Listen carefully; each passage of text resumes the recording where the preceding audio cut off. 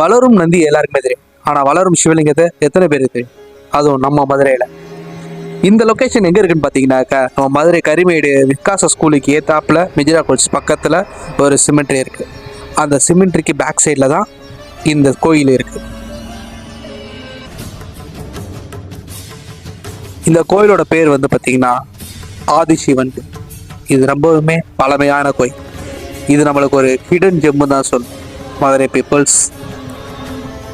இன்னொரு விஷயம், இந்த கோயிலுக்கு இப்போ வரைக்கும் ஒரு சித்தரும் சிவனும் வந்துட்டு போகிறதா நிறைய பேரால் சொல்லப்படுது. வாங்க நம்ம இந்த வீடியோவில் போய் இந்த கோயில் எப்படி இருக்குன்றத பார்ப்போம். முன்னெல்லாம் இந்த கோயிலுக்குள்ளே வரணும்னா ரொம்ப கஷ்டம்னு சொல்லி கேள்விப்பட்டேன். இந்த கோயிலுக்கு வர பாதையில எல்லாம் முற்புதரும் சர்ப்பங்களும் சுற்றி இருக்கும் அப்படின்றது நிறைய பேரால் சொல்லப்படுது. இப்போ இந்த கோயிலை கொஞ்சம் சீரமைச்சிருக்காங்க. இருந்தாலும் நாங்களுமே கஷ்டப்பட்டு தான் இந்த கோயிலுக்குள்ளே போனோம். கொஞ்சம் த்ரில்லிங்காகவும் அட்வென்ச்சராகவும் தான் இருந்துச்சு.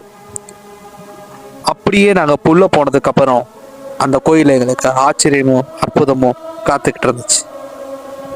அதை நான் என் வாயில சொல்றத விட இன்னும் 2 பேர் சொல்லுவாங்க. நாங்களும் அதை உணர்ந்தோன்றத இந்த வீடியோல நீங்க பார்ப்பீங்க. இவர் தாங்க சித்தர் சுந்தரனார். இவர் தான் இந்த முத இந்த கோயிலை கட்டினது. அதுக்கப்புறம் எல்லாருமே புதுப்பிச்சிருக்காங்க. இவர் எதுக்காக கட்டினார்னு பார்த்தீங்கன்னாக்கா, சிவனை பார்க்க கைலாய போயிருக்காரு. அங்கே சிவன் வந்து நான் இங்கே உனக்கு காட்சி தர மாட்டேன், மதுரையில் தான் காட்சி தர வேண்டுன்றதுக்காக மதுரைக்கு புறப்பட்டு வந்து இந்த கோயிலையும் கட்டியிருக்காரு. அதனால தான் இந்த கோயில் இங்கே இருக்கு. இன்னமும் இந்த சித்தரும் சிவனும் வந்துட்டு போறாங்க இங்கே.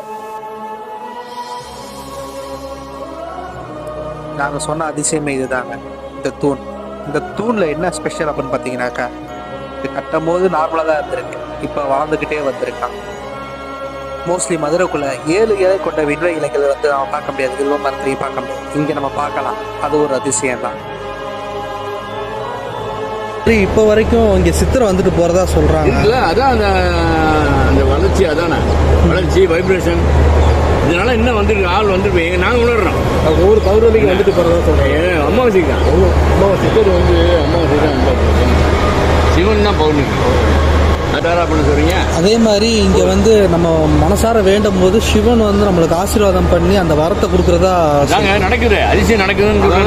ஆமாம், இது வந்து சித்தர் காலத்தில் கட்டப்படுறது எப்படி தெரியும் அப்படின்னா, ஓலைச்சுவடில பார்க்க வாய் வயசு நடத்த மாட்டாங்க. இது